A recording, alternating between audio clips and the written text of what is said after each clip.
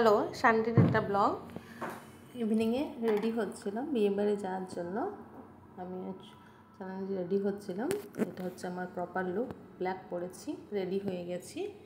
এবার বেরোবো। বেরিয়ে পড়লাম আসানসোলের উদ্দেশ্যে। আসানসোল বার্নপুরের ওখানে আমাদের ইনভিটেশন ছিল। যেহেতু রিলেটিভ হয় তার জন্য আমাদের যেতে হলো। আমাদের বাড়ি থেকে ডিস্টেন্সটা অনেকটাই পড়ে, তাই গাড়ি করে পুরো ফ্যামিলি, বাবা যায়নি, আমরা চারজন, মা আর পুচকু দুটোকে নিয়ে আমরা গিয়েছিলাম। এই যে পৌঁছে গেলাম বিয়েবাড়িতে। ওখান থেকে নেমে, যেহেতু আমার সোনালির বাপের বাড়ি ওখানে, তো সব রাস্তাগুলো চেনা আছে। এই আমাদের পথ দেখিয়ে নিয়ে যাচ্ছিল। ঢুকলাম, কাকা কাকিমা সবাই ওখানে ছিল প্রস্তুত। বিয়েবাড়িতে প্রবেশ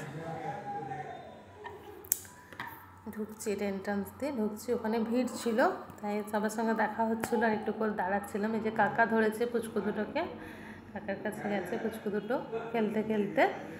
আর এই সবাই সেজে গুজে দাঁড়িয়ে রয়েছে। চেনা মানুষগুলোর সঙ্গে দেখা হচ্ছিল, একটু করে গল্প করতে করতে আমরা এগোচ্ছিলাম। ও আগে আগে গেছে, আমি তারপরে। ইয়েলো শাড়ি পরেছে, আমি ব্ল্যাক শাড়ি পরেছি। তারপরে আমরা চলে এলাম স্টলের ওখানে চিকেন পকোড়া আর কফি, ফুচকা এসবের ব্যবস্থা ছিল। তো প্রথমে স্টলে এসে একটু করে চিকেন পকোড়া খেয়ে নেওয়া হলো। তারপরে এখানে বসে সবাই মিলে আড্ডা দেওয়া হচ্ছিলো। কাকিমা ছিল, পিসিরা ছিল, সবাই গল্প করছিল। তো চেয়ারে এসে একটু বসলাম।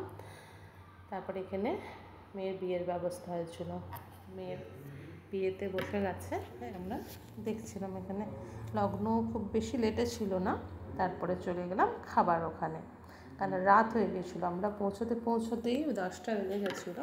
আর যখন খেতে বসি তখন প্রায় 11টা বাজে।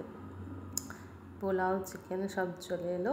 তারপরে কিছু ফটো সেশন, সুন্দর ফটো তোলার পর আবার বাড়ির উদ্দেশ্যে রওনা হলাম গাড়ি করে। তখন প্রায় রাত 12:30 বেজে গেছে। পুচকুটা ঘুমিয়ে পড়েছে, ঐশী জেগেছিল গাড়ির মধ্যে, বাবু ঘুমিয়ে পড়েছে। ওখান থেকে আমরা যখন বাড়িতে ঢুকলাম তখন প্রায় 1টা বাজে। এই যে পৌঁছে গেছি। বাবা ছিল, বাবাকে ফোন করা হলো, বাবা দরজা খুললো। দরজার সামনে দাঁড়িয়ে আছে, জেঠুর কোলে ঐশী আর কাকার কোলে দিব্য চেপেও দাঁড়িয়ে আছে। এবার ঢোকা হবে। প্রচণ্ড টায়ার্ড ছিলাম সারাদিনের পর। চলে এলাম বাড়ির উদ্দেশ্যে। দিনটা ভালোই কাটলো। চলো টাটা।